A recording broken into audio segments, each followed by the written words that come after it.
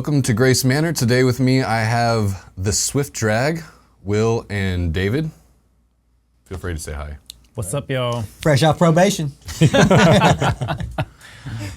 So the first thing I want to talk about is the sound of the sound of Swift Drag, because it's pretty unique. You guys, sound to me like Southern riff rock with some psych aspects kind of kicked in as well. Yeah. Especially when it comes to like the way you guys affect your vocals and guitar and stuff like that. Absolutely. Yeah. And the, big drums as well. It's very kind of psychedelic to me.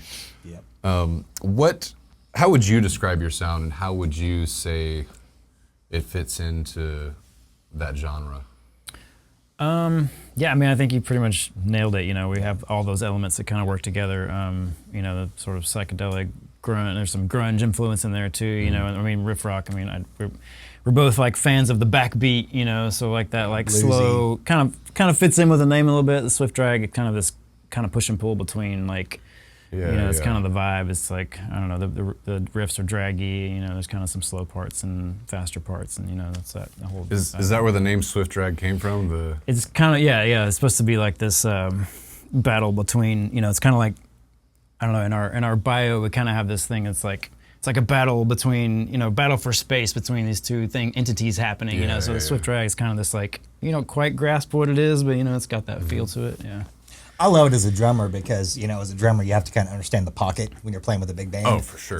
Nobody's there to see a drummer for the most part if you can't hear lyrics. But with this, a completely different project. So obviously the huge drums, the thrashing, just that element of it, it's a different space to be in as a drummer, if that makes sense. For sure, Yeah. for sure. Yeah.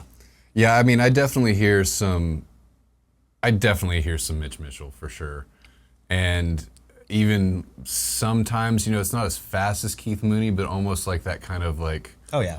that kind of hammering kind of thing, which is Sure. really cool. Yeah. Right. Well, Bonham's my guy. That's the whole Yeah, backbeat, just the, I mean, I didn't want to state the obvious. Just did the obvious. Yeah. I mean, you can't have a kick drum like that, and not have some bottom But influence. no, lots of influence in there, man. Lots of influence. So I guess that brings what y'all's influences really are. Like, Yeah. what would you say one of your main influences for like guitar and your songwriting Yeah, stuff? for guitar and like this project, obviously, I hate to point it out, but of course Led Zeppelin is a huge influence in that genre. I saw the no quarter thing. We That was actually super we used to neat, play some no quarter. Yeah, that's a fun song. I mean, that riff is just like epic.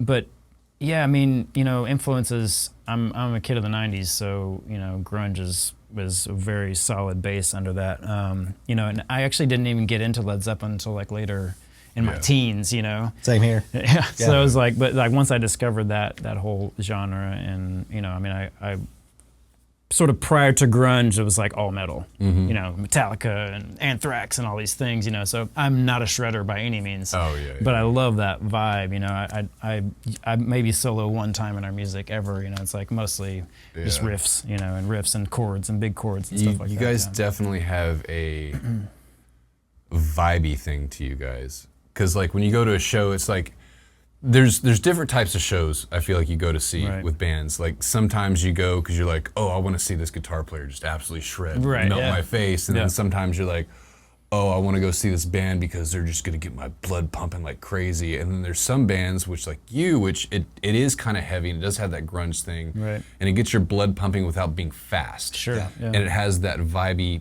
backbeat kind of groove thing to where it's like when I go to see you guys, it's nice, especially if I see you guys with a bunch of other rock bands, because it's like this breath of fresh air that has that backbeat thing, and it's like, I can kind of move with it and cruise with it until it'll be like, Awesome. white knuckling it, And so that's great.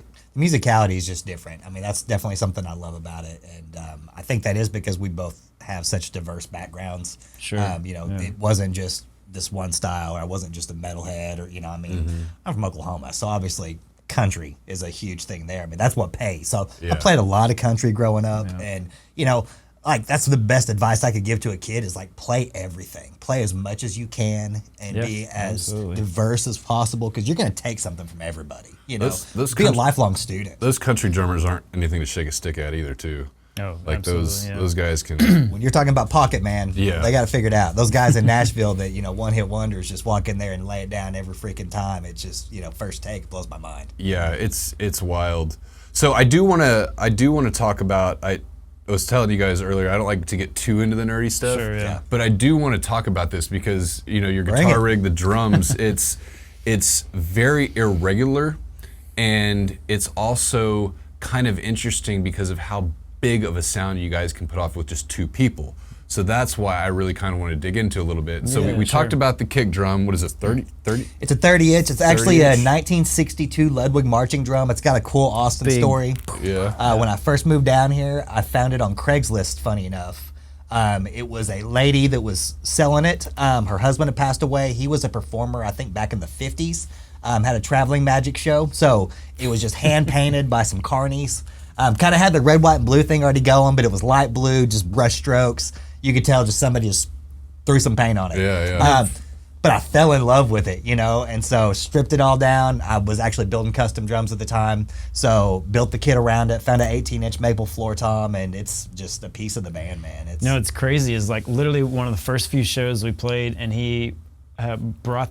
I don't remember, he showed it to me or something. I was like, dude, that'd be badass as a tom. Yeah. And dude, it was a floor tom. Like one of the first shows we played with, it was a giant floor tom, like wow. propped up on like a snare case and like a chair or something. No, it was just cheap guitar stands. Oh, Just yeah, the, three of them So it on looked there. like this giant timpani, like on the side, and I was like, that's really cool. And then like at some point we talked about like, man, let's make it the kick drum, like the centerpiece of the band, It's cool. I like the hand-painted things. Yeah, very that's cool my too. craftsmanship there. Very neat. Your DIY. We've gone through And- several versions of drum heads. Yeah, I like the old school Ludwig USA thing right in front too. Yeah, That's kind of that's cool. Gotta represent. I ruined Yeah. myself, dude. Like I said, I built custom drums for a long time, and I played DWs when I was back up in Oklahoma. And once you play nice drums, it's hard to go back. But I went from that to vintage stuff. I ended up in like the '70s Ludwigs, and then got a hold of this. And man, when you get into vintage drums, it's just a totally different deal. And when I was building, I was doing a 4-ply maple shell that was kind of a different technology, but everything tube lugs, wood hoops. But I wanted something that would breathe. And actually, because everybody used Keller shells, just 6-ply Kellers, I wanted something different that had some tonality as far as drums went. And, Yeah. it was a fun time, man. That's awesome. And then, what snare are you using?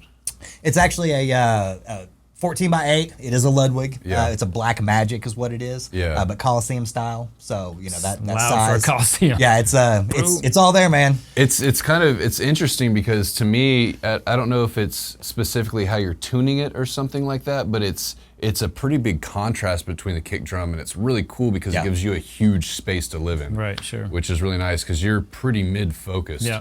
which is great. And so that brings us to the rig here. Yeah, the rig, pedal wizard. Yeah, And all the amps. The thing I noticed when I was sitting back there when you guys are playing is you guys are in such a low register to where like I didn't have really hardly any of your bass going through there, and it's actually resonating through the room. Right. But when I did have it in, Yeah. it's like so low that like I couldn't hear it as much as I could actually feel the speakers blowing it into my Right, face, yeah. and I was like, wow, that's really interesting and really cool.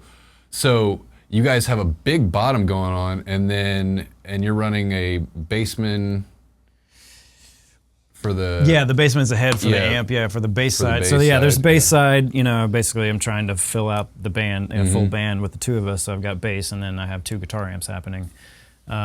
It's sort of let me back up a little bit in time. Like when I was playing before this band happened, I actually played acoustic guitar in a similar fashion with a band. Oh, wow. Where we didn't have a bass player, and I was doing, it has a lot to do with how I was forming the chords and stuff like that to produce like a bass side of the music, and Yeah, low for end. sure. And with an acoustic guitar, you can get quite a bit of low end, so Oh, it's yeah, kind yeah. of cool. Like especially if you're running through like a PA zone. Right, you yeah, take exactly. up the bass a little bit. So yeah. that was kind of the sort of birth of the idea, and of course at that time there was a lot of 2-piece bands coming out. You got the White Stripes, you got Yeah, the Black yeah. Keys, and they were doing this thing, and those are kind of like underlying influences as far as like we were talking about earlier for the 2-piece band, But there's something about it that's really cool in sort of playing with dynamics, with the band, with the 2-piece band, and like adding layers and taking away layers, and it's like this kind of like the quiet loud kind of vibe, going on, total grunge. dynamic. Yeah, Exactly. Yeah.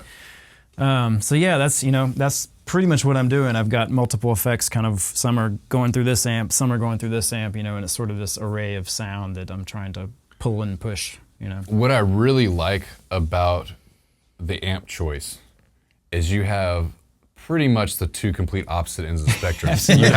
You have the Fender and the AC30. Yep, exactly. And in there, when I'm listening to it, I have them spread left and right. Mm-hmm. And it's really interesting that when you do that in a sonic space, even though it's the same signal running through, I mean, you've got them affected a little different sometimes, but they sound so much wider than if it was the same amp doing the same thing, because you have different frequencies tickling you in different areas on both sides, which is, it's absolutely beautiful. I hope I can like translate that as good as it sounded. I'm excited there. to hear it. Yeah, it's gonna be great. But yeah, I was like, man, this just, you guys sound huge for only being a two-piece. And that's why I want to dig into this, because it's, I mean, people are curious, because hopefully it translates and people will be like, wow, how did they do that? It's cool, man. It's interesting you say that, because like, I feel like sort of what we find really cool is the live aspect of it. We have recordings out there and they capture what's going on. It's the songs. But like there is, like if you're a nerd, like, us like, music nerds or whatever, like coming out to like hear what's going on is like cool, because it's like, it's fucking cool. Yeah, and exactly. It's fun, it's like really fun to play. And so I think that's where, kind of the excitement and the draw for us to do this thing is it's like it feels impressive to us and fun to do. So like we hope that translates and people get into it. We're not making millions of dollars. We would be doing it if it wasn't a blast. Yeah, no, exactly. But so let's talk about the first song you played, and that is Serpent. Yeah, Serpent. Correct. So where did the, I guess, inception of that start? So that is the second single that we put out this in the past year and a half. I think that's going to be also on the record that we're going to talk about. Serpent is like, sort of leans into the sort of slightly doomy psychedelic thing with the riff happening and all that stuff, and vibey, the actual sort of what the song is about is loosely about the internet. Yeah. It's like the internet is a serpent, and it's like this, it's kind of this thing that's just kept growing and growing and sort of like enveloping all of us. Going to get you. Literally. So that's the basis of this. Yeah, it's Serpent. So cool. I've talked to a lot of songwriters lately, and that's a lot of people are writing songs about AI and internet and like Big Brother and stuff like that. Totally. And I think it's really interesting to talk to different artists and hear their own take and hearing their song on it, because it's almost like, I feel like it's one of those things to where it's the same song, but it's different bands doing it in a different way, and it's still refreshing because it doesn't sound anything like the same, and not only that, but they don't have the same exact perspective on it. Like everybody has a little bit. It's just super cool. I dig the like doom and gloom, even like kind of what he was saying. I mean, it's just the musicality of it. It's kind of slow getting going, and I'm like, doing some tom work and some cymbal work, and it's like, which is kind of how the internet sort of crept up on us, like this, so, this sort of snaky vibe kind of thing happening, It's not just, standard pocket right out the gate, 2 and 4, it's kind of breathes a little bit coming into it, and then it takes off. Yeah. So let's listen to it, and let's listen to the sound. Rock and roll. All right, so let's hear Serpent.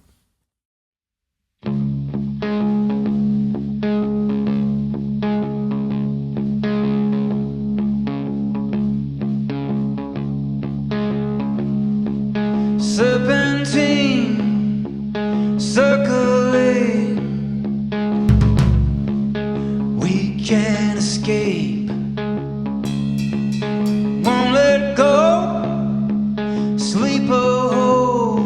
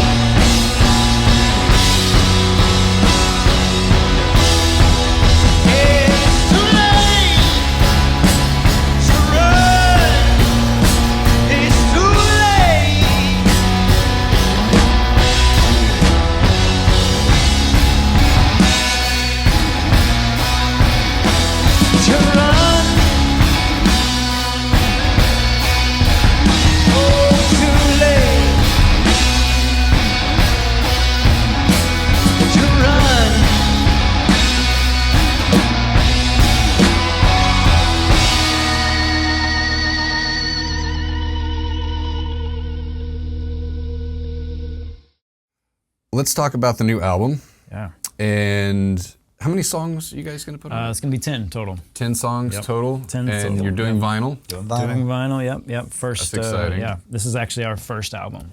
First First LP, full length, yeah. First full length first album, LP, first vinyl? Yeah. Actually, technically, we've had a 7-inch vinyl single that we released. That's cool. But first full size. First full size, yeah. 45?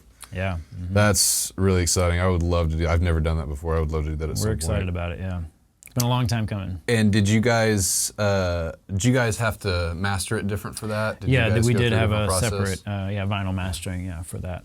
Because I know, nowadays it's like, oh, let's get it as loud as possible. And it's like, we don't want to cut that deep into the record. It's not going to sound so good. Yeah, exactly. Yeah, no, we definitely had to, if you're kids out there, if you're making music for vinyl, get it mastered for vinyl. Exactly. And then, where did you guys record this? Was it all... Man, it's actually kind of a combination. Our first single that we released, which we weren't really anticipating being on a record, was Fuse, that we're going to talk about later. But that was done at a friend's kind of home studio, basically recorded there, and with the idea of just doing drums, essentially. And we recorded David's drums over there, and took the stuff home. And I also produce and mix myself, so I was like, I'm going to take a crack at this, and worked on Fuse. It sounds great. But that song was the only one recorded kind of somewhere else, and then also we recorded a song. One of the tracks is gonna be on the album here at Grace Manor. Yeah, we did some drums here, and I took those back too and worked on those, and so we did that song I remember as well. you sent me the because it was a little different. The production was different, and you sent it to me, and I was like, man, yeah, that's better. No, and that's dude, great. it was but it was it's like that's what's cool about the recording process, right? It's just like it's kind of a path, you sort of like start here, and then it just sort of leads you into this, this area, and that's kind of what happened with that song, Right Had we on. not started it here and got the basis for it, and I think if you remember right, there was a totally different chorus whenever we that's what I said. Like the melody is so much cooler. I think we the lyrics changed are cooler, but that's the evolution of it, right? And that's why it happened that way. And so we have a record or one song done at a friend's studio. We have the one song that we did, here that I worked on, and then the majority of it we actually recorded drums at 512 Studios with Omar Vallejo. Yeah. So we did mostly drums there. There's a couple songs on there that are actually full live tracks, live track together in the studio. A couple that we decided to just do drums. But yeah, basically, it was sort of a challenge for me. I was like, I want to mix a record. I hadn't ever mixed a full record, and so I took it all on, and just it took me probably a year and maybe a half. Yeah. Probably. Yeah. That's like him done. diving in, he takes it serious. I don't know. I hope it's great. We'll see. It's different too. I remember the first, maybe not the first record I ever mixed, but the first EP I mixed. Right. I remember being like, holy crap, this is a lot more than I thought it was going to be. of work, Because you start diving into it, and you start, you'll finish one song and you think it's really good, and then you'll mix another song and be like, I like the treatment I did better on that for the drums. I'm going to go back and touch that, or I like the treatment on the vocals a little better, or maybe I don't like the guitars as bright. So you kind of go back and forth through things. Right, yeah. But eventually, the more you do it, the better you get at it, and you kind of know what you're doing when you're making the moves, opposed to your first few times, you don't really know exactly. You know that you like what you're hearing, you know what you're doing, but you don't really know the reason behind it. Yeah. And so the more and more you do it, the faster you'll get at it, and the better you get at it. But I mean, I think Fuse sounds great. I think you do a great job mixing. Thank you, man. And I I appreciate think it. you definitely have a future in that if you decide you want to go there. Yeah. We'll see. But that's if you want to go there. If you want to go right there. No, it was a cool process, man. And I would say at times slightly frustrating, but that's the process. You work through the things, and it was fun. The goal for me in general, and for us when we're putting out our music, is we're trying to aim for that live sound as much as possible. It's not an overproduced thing. I like to do fun. You guys are a production vibey things, band, but, so it calls for that. Yeah. Bottle the lightning kind of a deal, If you guys put out, something super slicked over, people would be. I think it would still be good because the songs are good, but I don't think it would be as good because you guys are about that vibe. Right. Yeah. So that was the aim, and I was sitting down every time. I was like, when we play live, I get that vibe in my head, and so I'm like, when I'm sitting in headphones and doing whatever, I'm like, okay, I know what it sounds like, and I know what I'm going for. So I'm just kind of like keeping my, my North Star is like the live vibe, and the feel and the depth of it, and so that's what I went for, and hopefully it will translate. Yeah. Yeah, I like what you did when you came in. I was like, hey, do you want a little bit of slap? You're like, oh, I got it. And it's very thought out and sounded very good. I heard it and I was like, well, that's better than what I'm going to do. So let's just roll with it. So sort of we kind of produce, the vibe, our sound, and sort of produced in a box, already. And so that there's not a lot of production that goes into when I'm mixing, like I kind of have, everything's sort of there already. It's just a matter of finding a place. And you guys are a live band, so, I'm sure you are one of those bands that you play the songs a few times live before you decide to get in the studio and record it. Yeah. So you can kind of shape it and do the production that way, which is great. So many changes, And then they evolve after we record them totally. too. Absolutely. So tell us about winning the Revolution Film Festival Best Music Video 2025. It was cool. Yeah, that was awesome. So the viewing was awesome. It's kind of a long. It's a Revolution Film Fest. I think has been going on for a little while. Yeah, it's a longer process. For a while. Yeah. Several day event. People come in from all over. It was just a really cool process making the video one, but the viewing was really cool.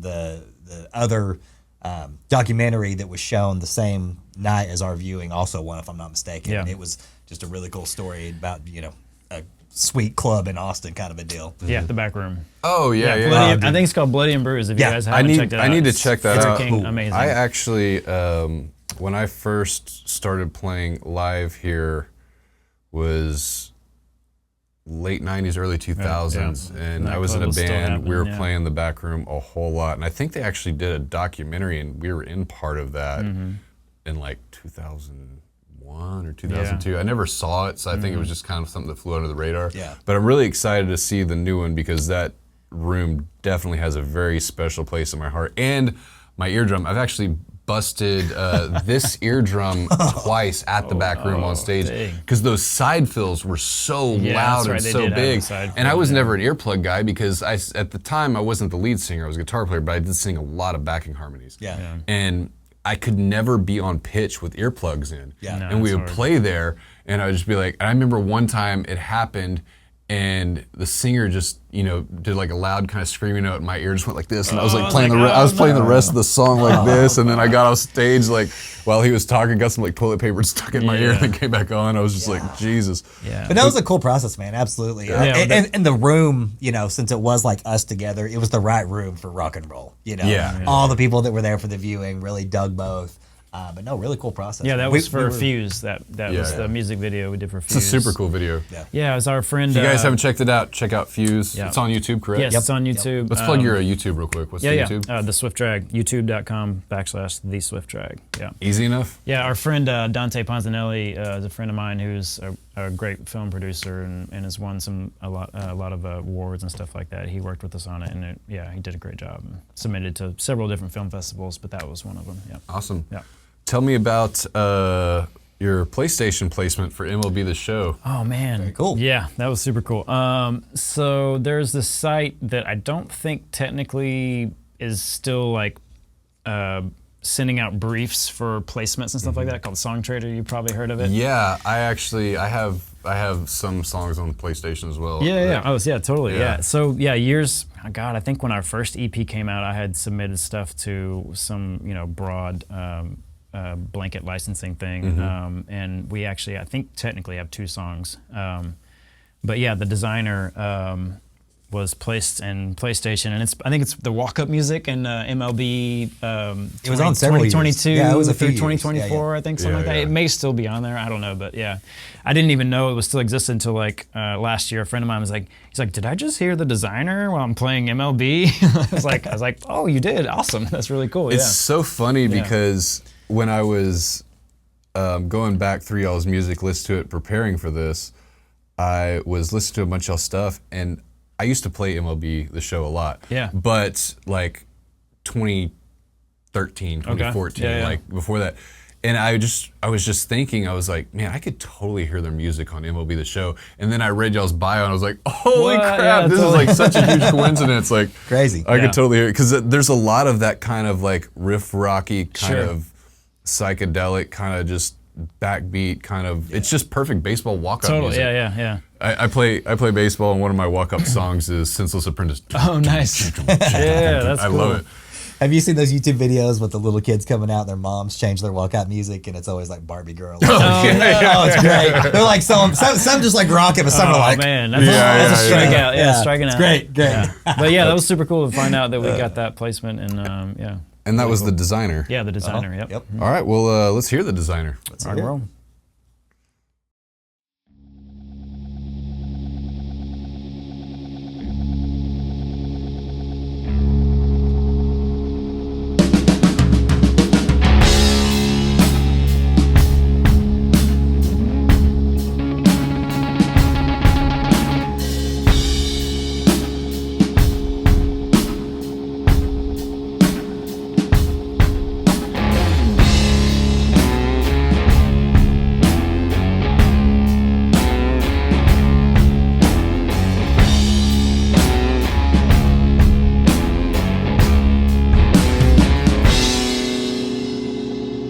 How do you make room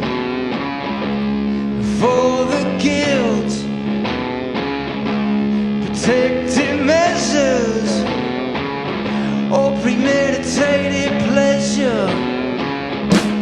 Countless hours designing power. What's the purpose? A million lives. Oh, there ain't no chance we're gonna get by. Your deadly design.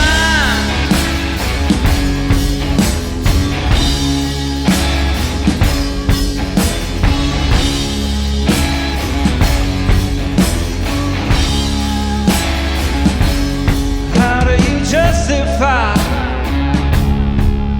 your passion? Yeah, what's the skill in creating to kill? Is there a purpose? A million lives, or ain't no chance we're gonna survive.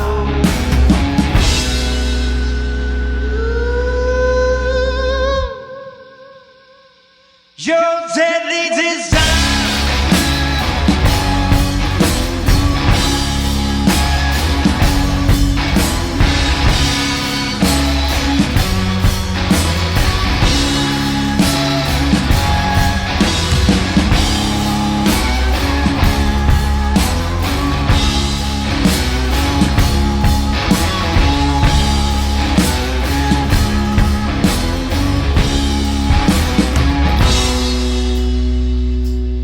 Was it the money? Was it just a job? Was it a challenge? Do you claim fear? There you are, still sitting still, designing just to kill.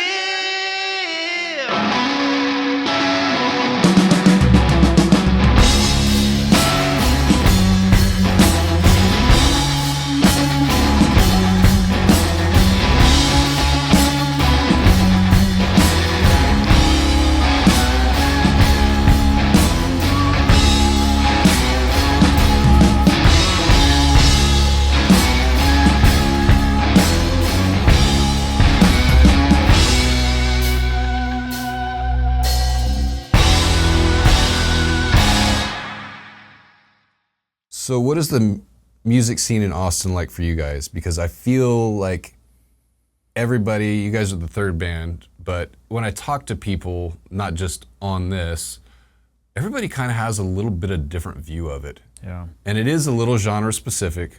Can be. But I'm curious on what the scene is to you and how, I guess what's the best question? The best question would be, how does it like make you feel when you play in Austin?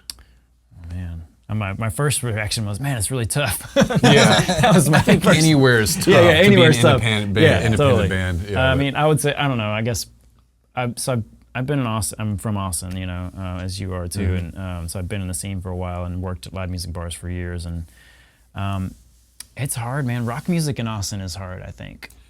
it is. Specifically. I think I don't think all rock music, but I think in the vein where you guys are, it's tough because it's either heavier, Right. or it's more poppy, or it's more kind of that indie sound. Yep. And you guys are kind of in this spot, and I think that you guys have a huge, I definitely hear a huge like late 60s influence Sure. Yeah. Yep. from me, but you guys also have a very 90s influence. And I feel like the 90s is definitely coming back to a certain extent, Totally, and I believe it's getting popular again. Yeah. But I feel like we're still kind of in the early stages of the rock of that coming back, and I think Totally. you guys are there, and there's not a lot of bands doing that right now. Right. Yeah. So, I feel like I mean, the way I would describe it is well received and welcoming. I mean, it like generally anywhere we go, we mesh with another band on the bill. Yeah, Like, that definitely is one thing I would say. Yeah, I agree. Yeah.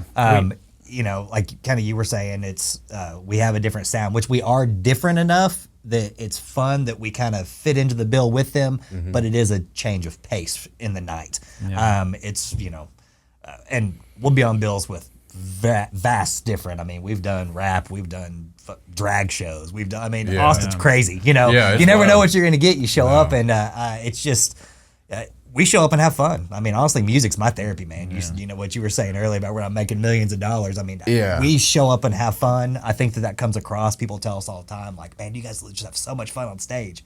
And it's a good time. that's how we feel, you know? Like, I just want, no matter the size of the room or the crowd, we show up and it's consistent. I mean, he's doing the same stuff. I'm doing the same stuff. Sometimes we don't have to throw as many mics on there if it's a smaller room with the size of that kit. But, I mean, everywhere we go, it's like, you know, somebody doesn't come up after the show and you can tell you've got a new fan and you're going to be on a bill with a band that you haven't played with before, and you're going to love them, they're going to love you, like, man, we got to do this again, you know, and we usually do. So I think that's what, like, I've noticed, you know, in the last like 4 or 5 years that there's a lot of like a bigger push for a community to like, you know, like there was this time in, you know, I would say early 2000s where there was a lot of bands and they were constantly playing together and kind of creating a scene, you know, and then there was this kind of period where everybody was just like separate. It's like you put 5 bands on the bill, nobody really knows each other, like people come to one band and then they leave, you know, it's like, and I feel like there's kind of a push now to like create more of a like, these bands are playing together consistently, you know, and people are coming out to see the whole show, which is really great, and I like that about it's you know. it's interesting you brought that up because that's literally the whole reason I started doing this. Yeah. So I grew up in Austin, played my first show at Hole in the Wall when I was like 15 or 16 years old in the late 90s, and that's kind of where my music career kicked off. And one thing that I loved about the late 90s and early 2000s of the Austin music scene is it really was the live music capital of the world. Yeah, Like sure. it really was. Now I don't really feel that as much. I feel like it's coming back around. Yeah. But there were people out there doing stuff like this for independent artists. Yeah.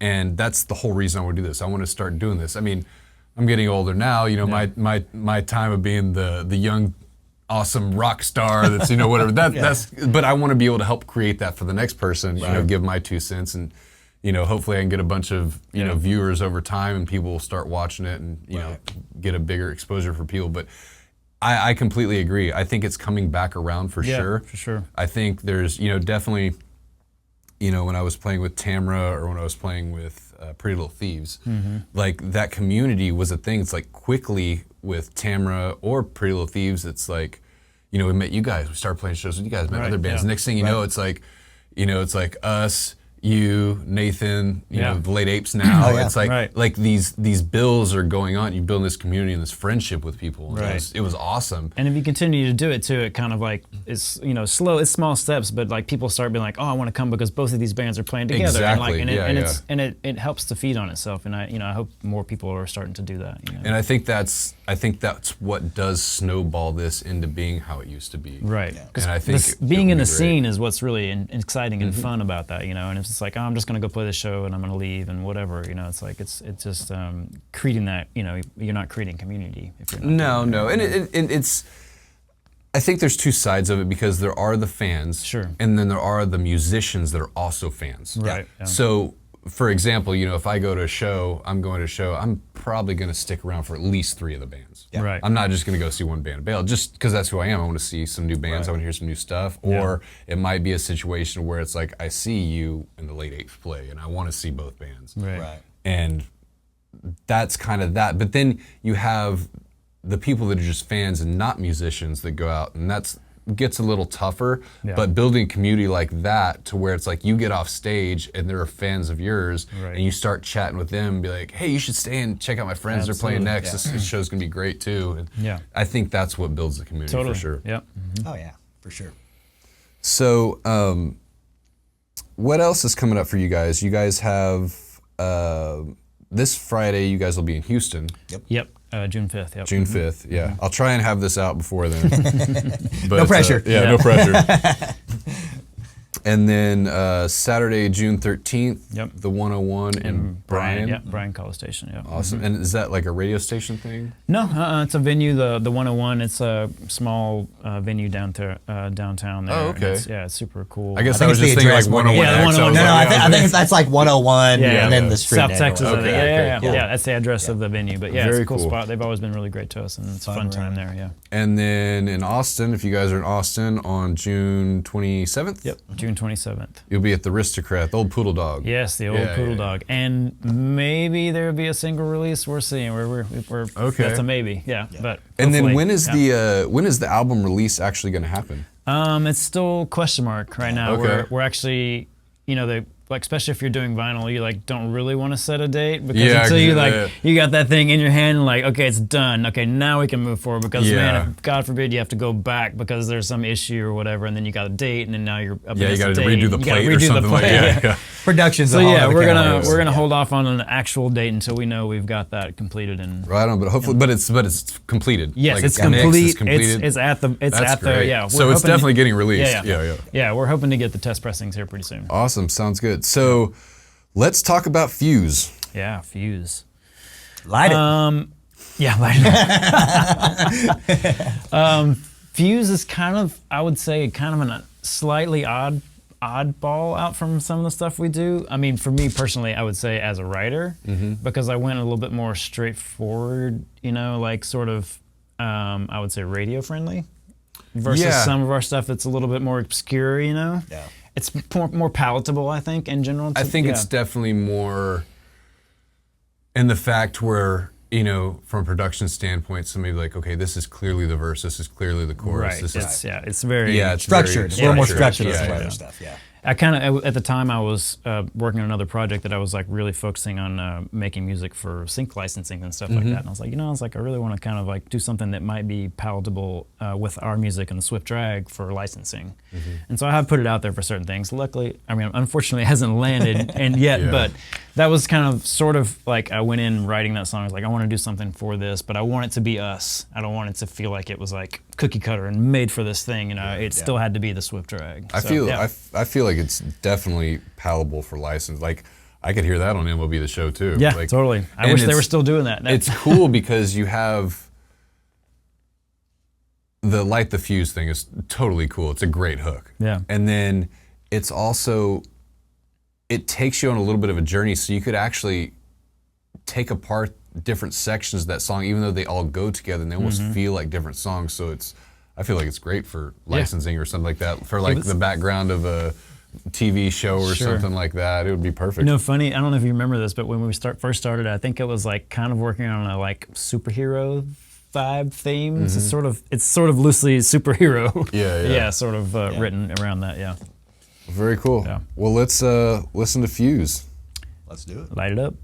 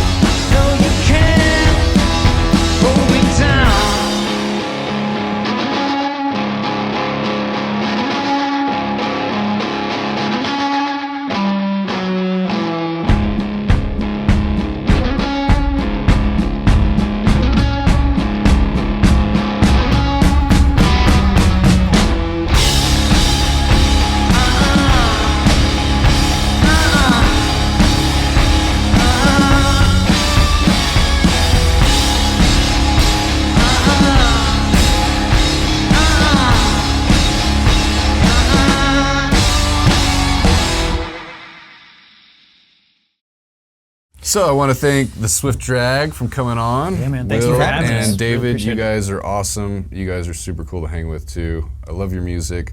Where can people check out your music?